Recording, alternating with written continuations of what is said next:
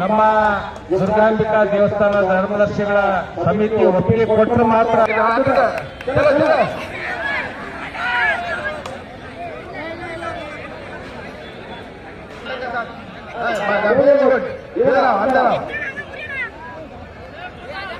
ವಿಕ್ಕಿ ಪೈಲನ್ ಅನೇಕ ಕುಸ್ತಿ ಮಾಡಿದಂತ ಪೈಲನ್ ದಾವಣಗೆರೆಯಲ್ಲಿ ಓ ಸರಿ ಜಾತ್ರೆಯಲ್ಲಿ 1 ಗಂಟೆ ಕುಸ್ತಿ ಆಡಿ ಡ್ರಾ ಮಾಡಿದಂತ ಪೈಲನ್ ವಿಕ್ಕಿ ಪೈಲನ್. ಆಮೇಲೆ ಮೊನ್ನೆ ನವೆಂಬರ್ನಲ್ಲಿ ಸಹ ಕುಸ್ತಿ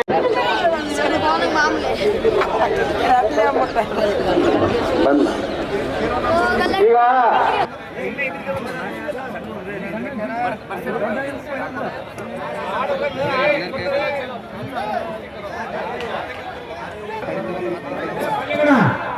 ಮಲ್ಲಿಗಣ ಬಾರಪ್ಪ ನಿಮ್ಮ ಸಹಕಾರ ಬೇಕು ಅವರಿಗೆ.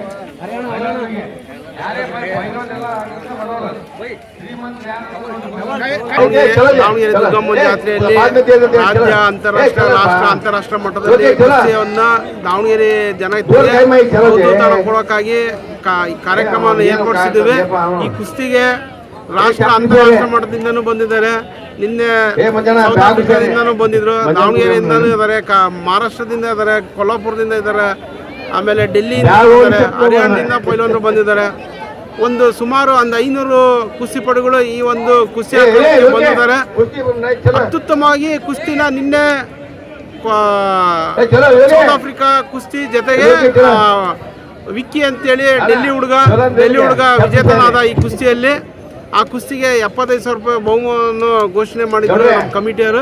ದಾವಣಗೆರೆಯ ದುರ್ಗಾಂಬಿಕೆ ಜಾತ್ರೆಯ ಅಂಗವಾಗಿ 3 ದಿನಗಳ ಕಾಲ ಕುಸ್ತಿ ನಡೀತಾ ಇದೆ. ದಿನದ ಕುಸ್ತಿ 2ನೇ ದಿನದ ಕುಸ್ತಿ ಇವತ್ತು. ನಿನ್ನೆ ಸುಮಾರು ಒಂದು 250-300 ಜೊತೆ ಕುಸ್ತಿ ಆಗ್ಯಾವು. ದುರ್ಗಾಂಬಿಕೆ ಜಾತ್ರೆ ವಿಶೇಷ ಅದು.